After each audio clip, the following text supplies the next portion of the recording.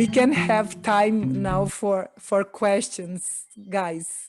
We go first because this question just came to my mind as Lara, you were speaking. You were speaking about the Chief Purpose Officer.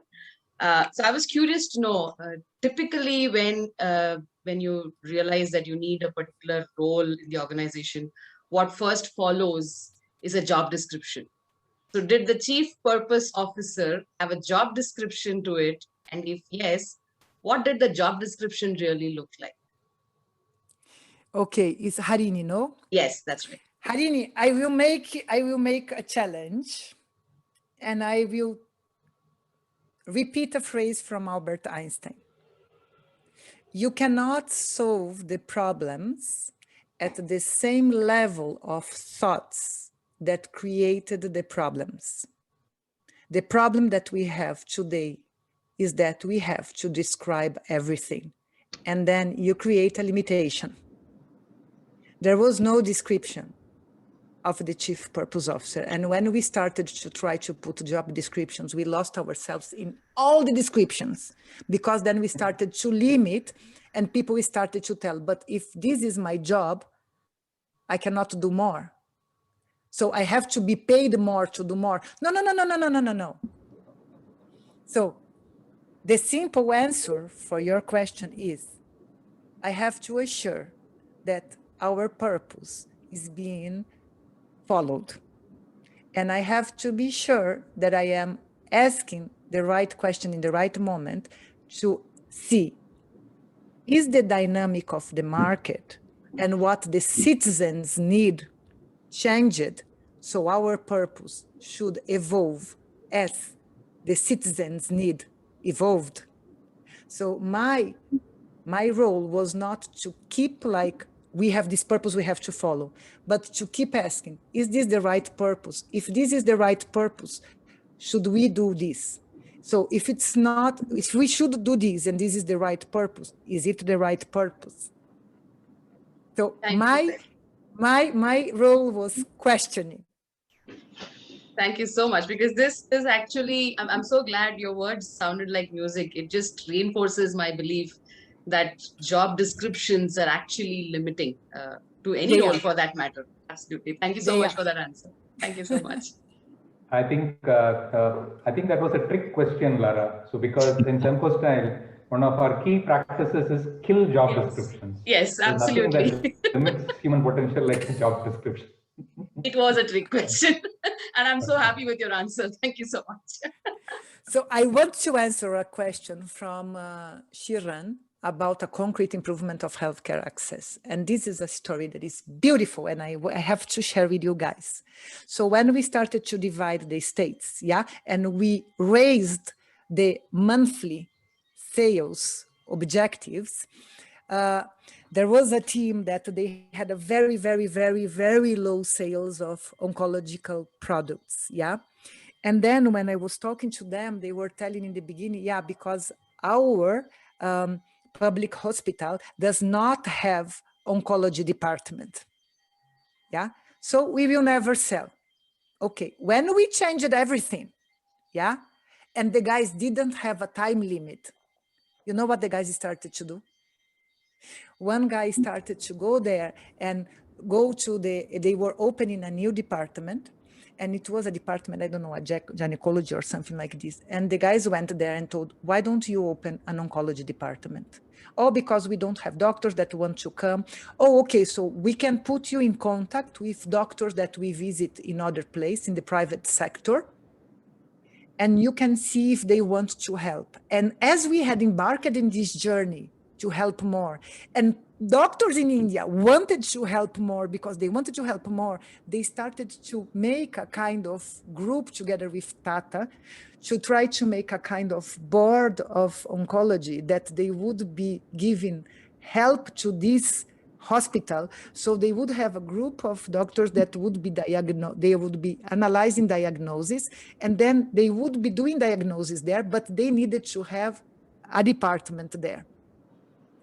And then what happened? Just talking to each other and making the connections, and we were not doing anything more than making the connection and telling, imagine if you can diagnose your oncological patients here.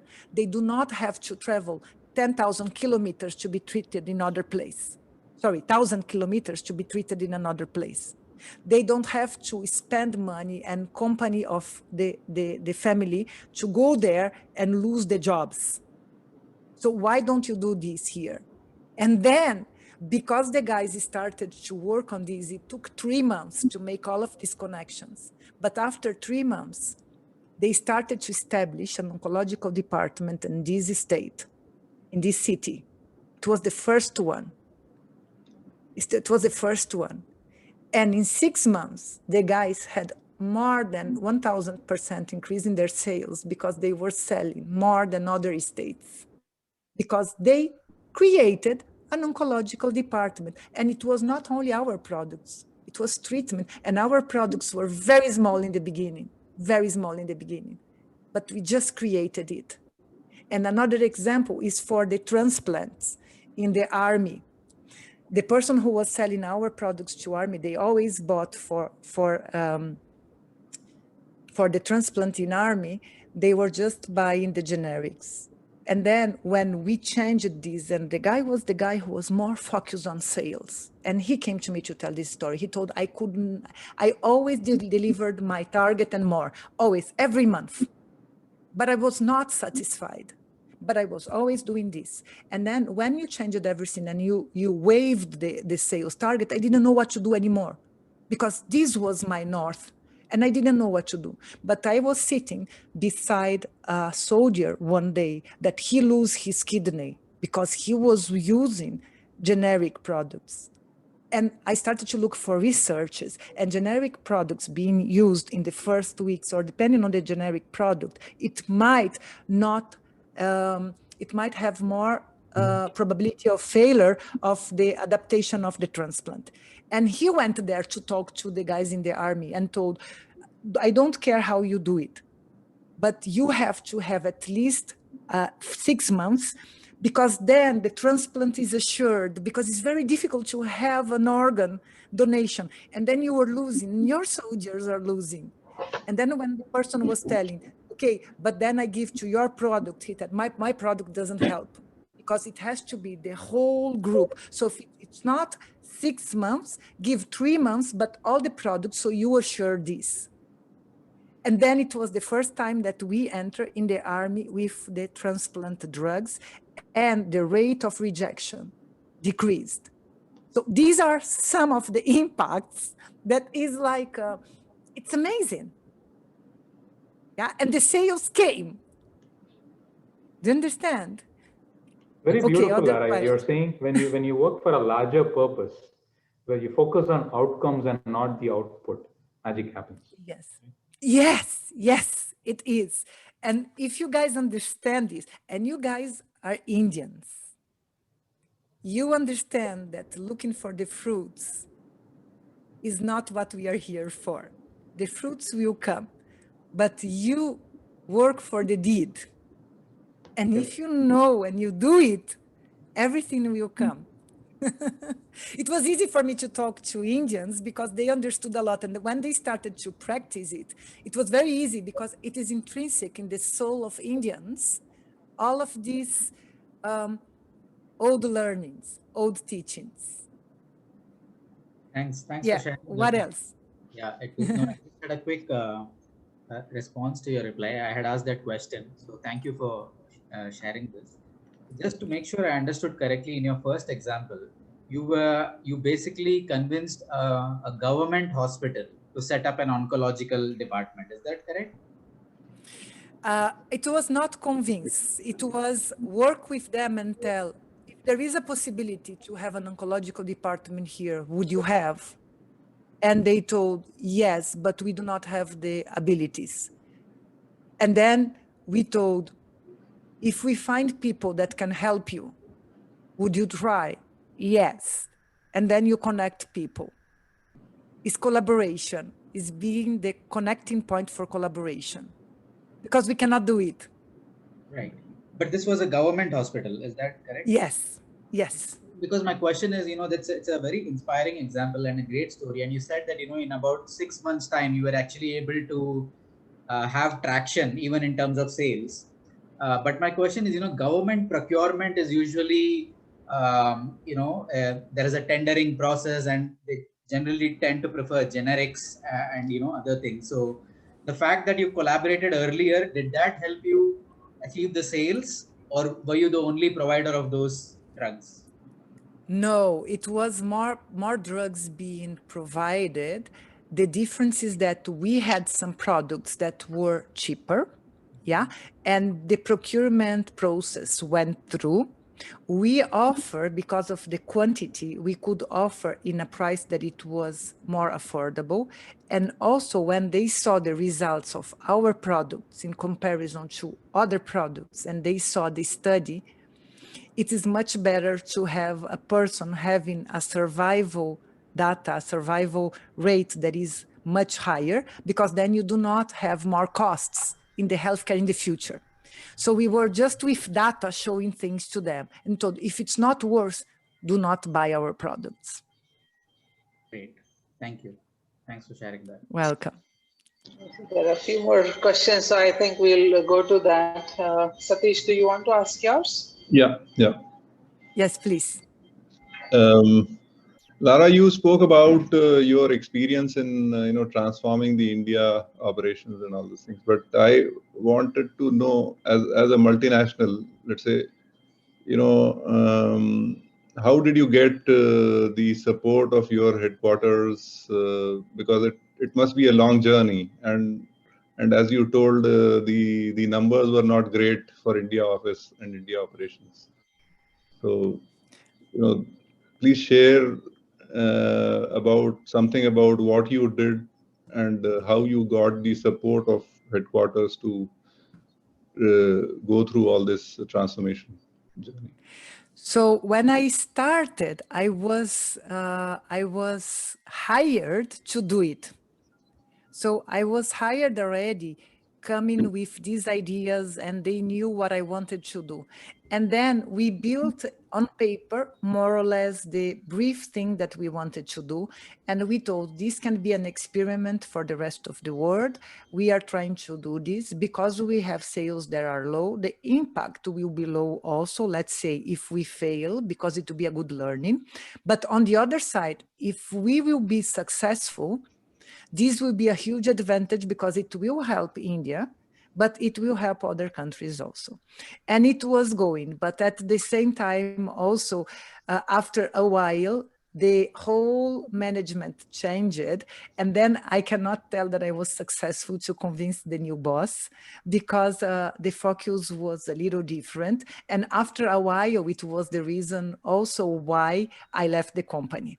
So it is a tricky question, because I think also that my case is an exception in Roche, because Roche is transforming. All countries are transforming. And right now, if you will follow the transformation in Roche globally, it is amazing what they are doing. And it is so wonderful for the patients in the world that they are doing what I'm telling, word by word. If you are able to follow Bill Anderson, he's the CEO of Roche, and you see his interview with Tim, you will be amazed by his talk and the way that he's talking, the way that he's doing. Follow a little this, and then you guys can give as an example Roche, because they are doing a great job right now. Yeah, he was the keynote speaker at Teal and were very inspiring. Yes. And I was Yes. yeah. Yes. Hey, Ashish, you had another question. Ashish, will you unmute and talk?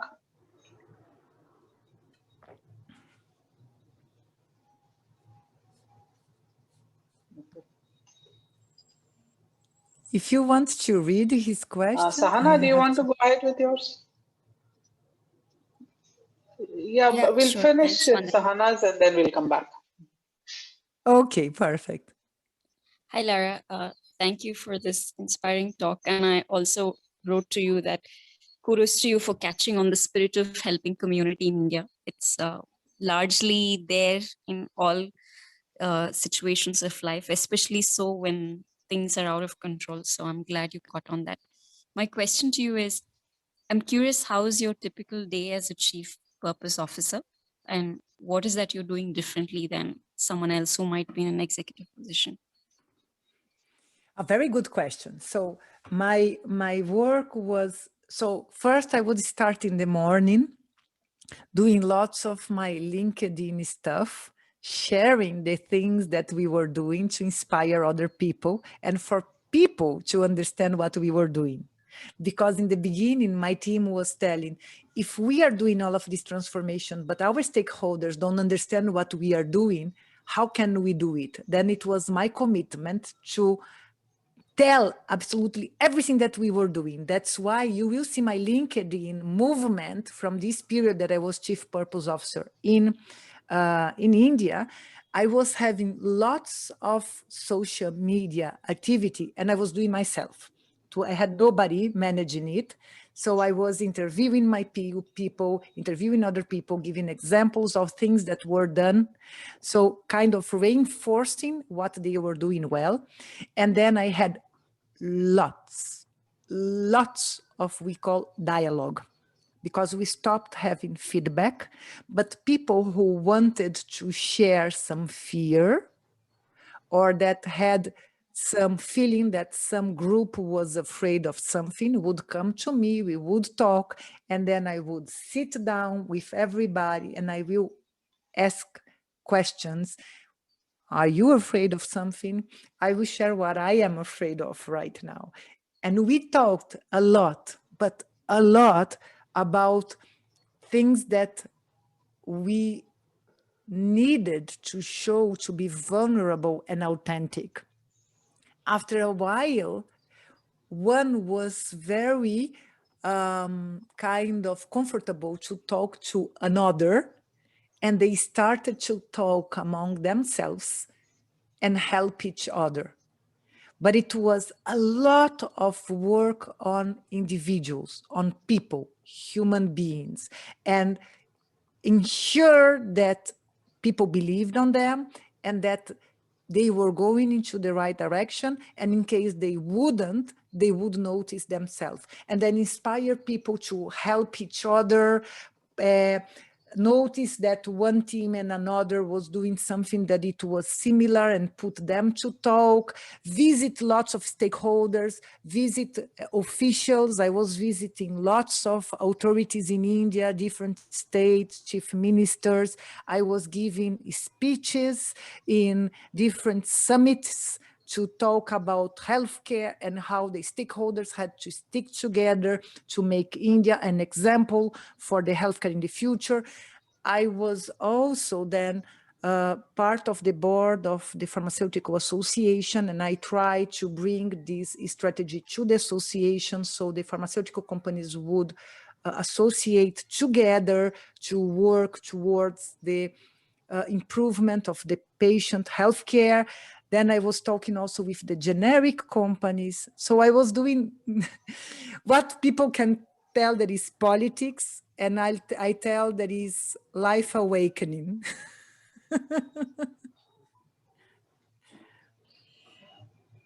Thanks, Lara. Ashish, you want to go next? Yes. Thank you so much, Lara, for this inspiring talk.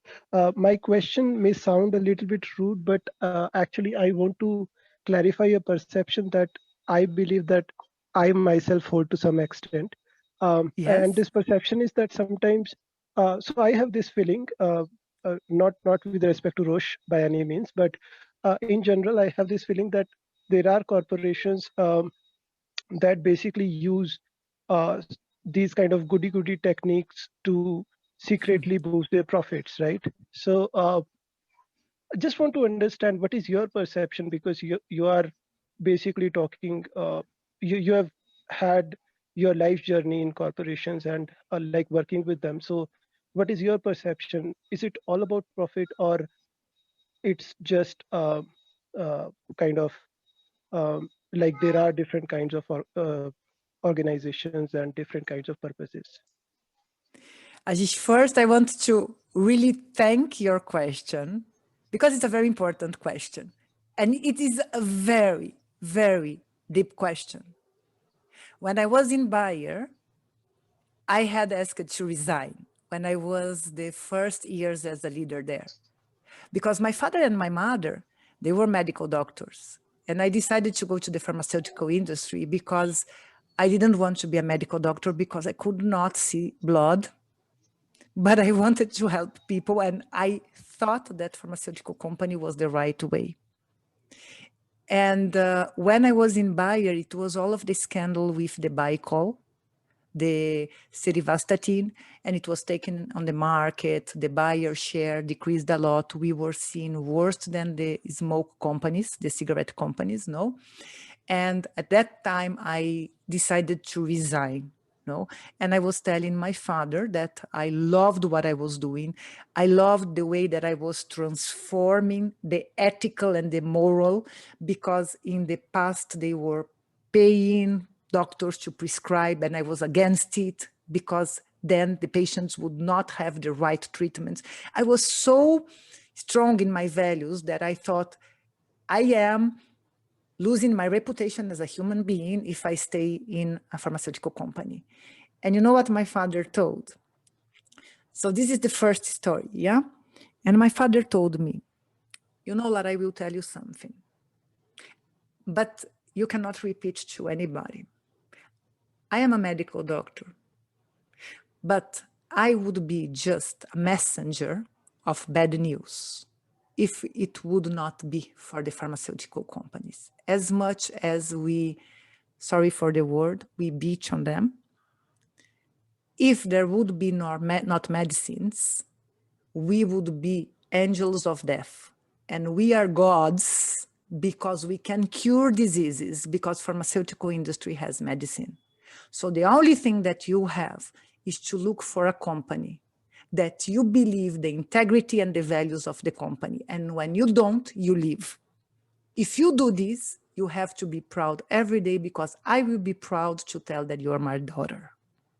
So from this day, I decided that I would bring much more spirituality to the work. And that's why I am against sales targets, because sales target force people to sell things that might be that the doctors will prescribe and the patients don't need. So yes, they are focused on profit. Yes, they work for profit, but this is the reason why I worked in pharmaceutical company and I did this work. And in India, I was doing this work telling that sales should be a KPI to measure sustainability of the finances of the company. But the aim of Roche in India should be save patients. And part of the profit of the company should be used to help improve healthcare.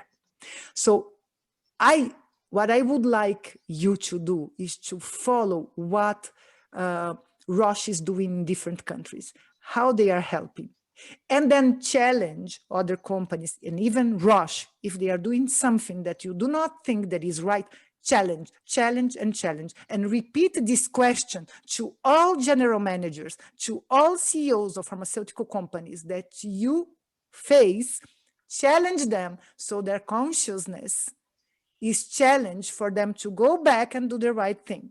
Because by the end, as human beings, what we want is to do the right thing. So ask this question as much as you can and make people do the right thing. So if I would go back to pharmaceutical industry today, I probably would, but I'm too tired to fight now. I want to help people like you guys, you know? But I'm proud of my story. Thank you so much. No, please, thank you for your honest question. This is what we need.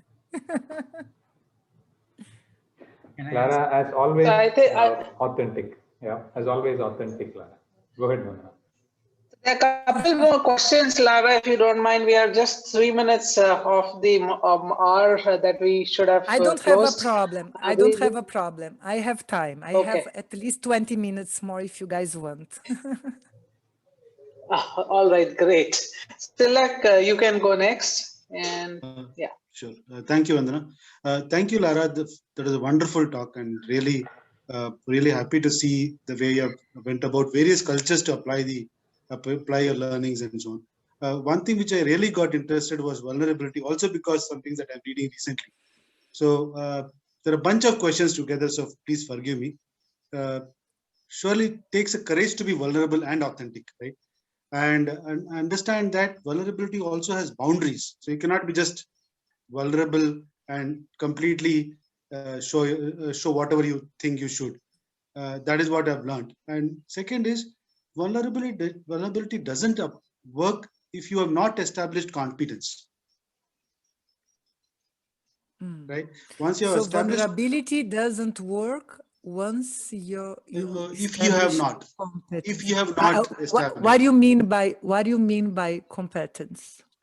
If the team doesn't see that the leader is not competent, right, and he or she is vulnerable, right, then doesn't work, because then the team thinks that, hey, first of all, the person is not competent, and also there are flaws in the person. So you have gone to various cultures. First thing would have been to establish that, hey, I know the subject, and then becoming vulnerable, right? And both are really important. So how did you straddle that? So right. I would do the contrary. I would tell you the contrary. Oh, okay. I stay vulnerable because I was not competent at all. No. I was 31 years. No, I swear to God. Okay. Okay. This was exactly my slide that I mentioned, that the power of knowledge against the power of vulnerability and the power of inspiring people for a purpose. So I was telling people, and when I wanted to resign, I was in Hungary, and I told them I wanted to resign. I told my father that I wanted to resign because I don't even know what I'm doing here with you guys. You guys know much more than me. So who am I to guide you guys? No? And it was funny because I was with the leadership team and they told, no, Lara, you can guide us. And I was telling, okay, so tell me what I have to do. And they told, go there and talk to this doctor because he's not convinced that we are a good company. And then I went there and I talked to the doctor. So somehow what I would tell is that to think that to be vulnerable, you have to be competent. It is a limiting belief. What is very important for you guys to ask is, if you have some beliefs, if these beliefs are limiting for you to do something, they are wrong. If you believe that for you to be vulnerable, you need to be anything, these are limiting beliefs. Then you will never be vulnerable. Being vulnerable is not even knowing what vulnerable is. It's coming there and just being yourself, you know? Yes. And you know, because look, I was just an idealist. I was a young female Latin leader from a German multinational in Hungary. Do you know how scary this is? I had one of the directors that had the age of my father, and I looked at him and I said, how I will tell this man what to do? He has the age of my father. I don't have even age to know more than he knows. So this was the point. I was telling him and he was kind of not respectful to me. In many times he was telling, why you are telling us to do this? Why you think that your way is the right way? We have been working like this for years here in Hungary. And I went there one day and I had to go to his house because he didn't understand me. And I asked him, can I visit you in your house? And I went there and I told him, look, I will tell you something. I know that you want the best for Bayer. I want the same. The point here is that I don't know how to do it, and you know more than I know. The point is that the way that you are doing will kill us, because it's a way that you do not believe in our products, and you think that we have to do extra things to the doctor for them to prescribe. And I believe in the doctors. I believe that if they know that our products are good, they will choose the right patient to the right product, and the result of this treatment will be impeccable. If they take our products to a patient that doesn't need, the result will not be good. And when he has to really decide for a product, for a patient that is dying, he's not going to take our product because he used it in everybody that didn't need. So I do not care if we do not sell. I don't want to sell products more than we need. I want to sell for everybody that needs, and this will give sales enough and trust. And I remember that in Hungary, I was using the word bizalon. So the whole time I went with my heart. The whole time I went there, and the vulnerability was to go there and tell, I do not know what is right or wrong, but what I tell you, what I believe and why I am doing. So if I can tell you what yes can give you strength to be vulnerable, is to truly know what you want as a purpose. If you want to do well for society, you can tell that you do not know absolutely anything, but you tell, I just know that I want to help. I want to help you to help the society. I want to help you to be successful. I want to be successful through your success, and I don't mind to appear, but we need to do this right. Knowing what you want allows you to be vulnerable, because doing the things for the right cause gives you the whole right to be vulnerable, because you can explain why you did it. So this is the power of being vulnerable with a purpose. Yeah, absolutely. Yeah. Thank you, Lara. It's really, really good. Fantastic. Thanks, Lara. We'll take just one last question. This is from Abhijit Gun. Abhijit, do you want to come in? Yeah, thanks a lot, Lara, for the session. It was really good. So I have a question. I will ask that question. Second part. The first part is that currently Tilak asked and you responded. My interpretation to that is there are two parts to that, correct? One part is the subject matter expert, which that the gentleman had, which maybe your father's age. He was a subject matter expert, but what you showed is a leadership competence rather than the subject matter expert. I think that is the difference, because what you showed is a leadership competency, which you had more, but he had maybe more subject matter expert. I think that was the thing I could interpret.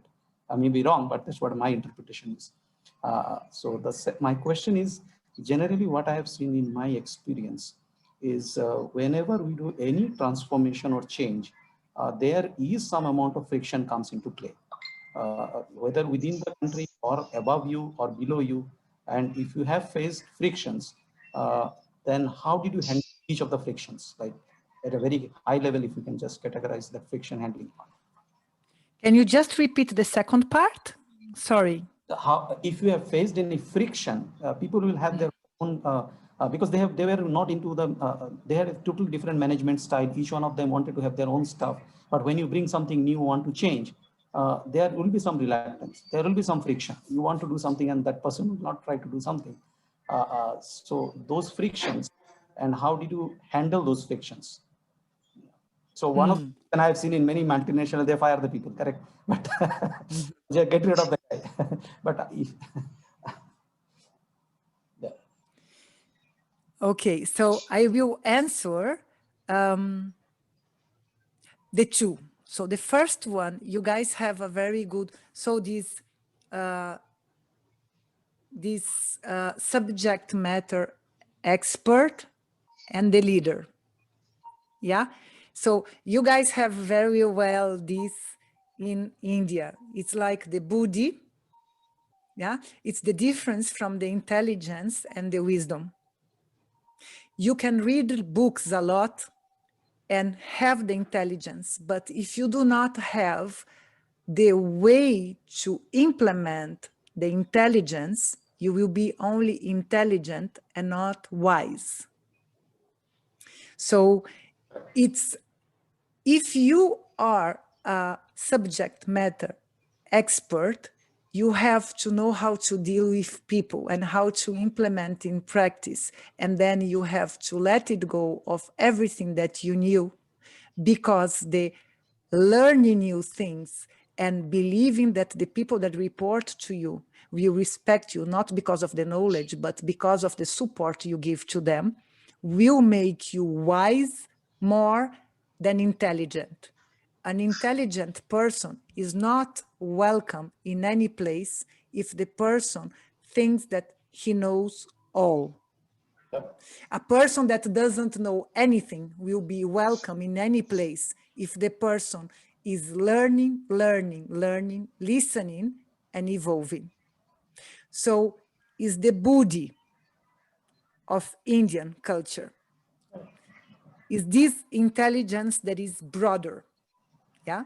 So this is my answer for the first thing. Yes, you need to be subject matter expert, but it's not being subject matter expert that will make you a leader. Yeah. And the second question, the friction and the reluctance. The point here is that everybody is a human being.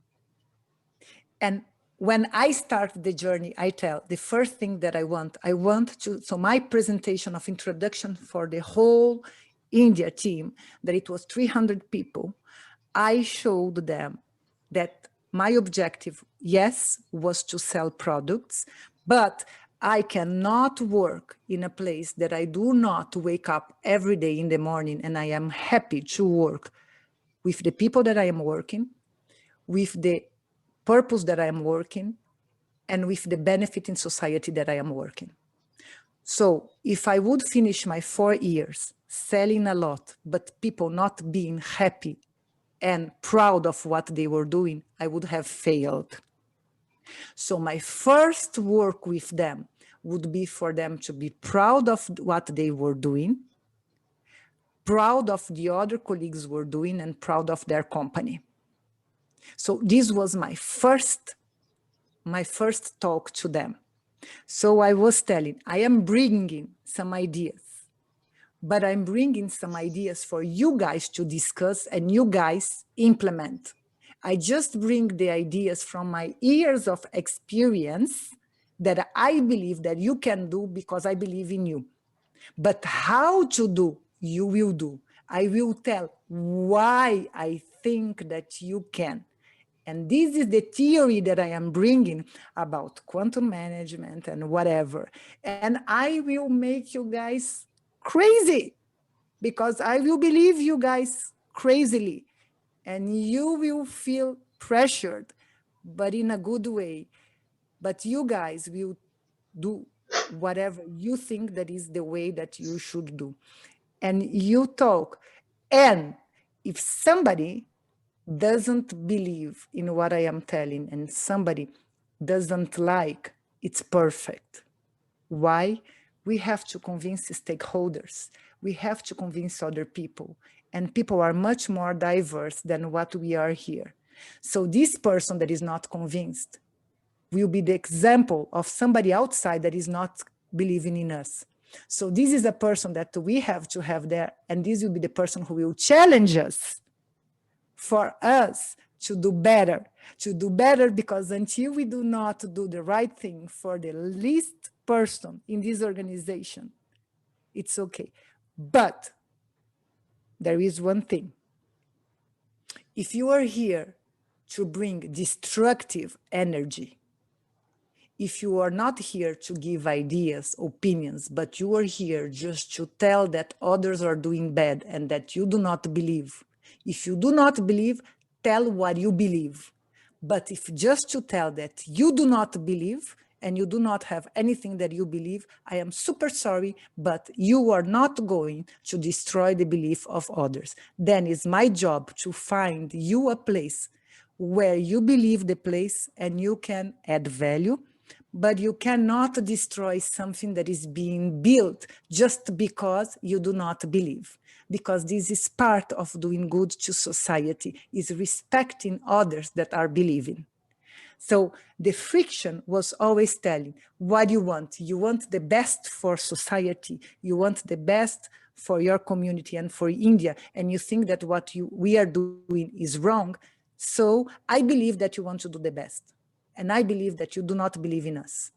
So you look for another place. But I will not allow you to destroy the dreams of others. So I was always going to the deep place of the people and believing them, and never telling you are bad and you do not work with us because you do not understand, you are not right. No, because then it's wrong. I don't know if I answer your two questions. Comes from a place of deep humility, Lara. When an organization chooses to say somebody is bad and moves them out, you're not treating that person with respect. You're not treating adults as adults. It comes from a position of arrogance and not humility. Completely.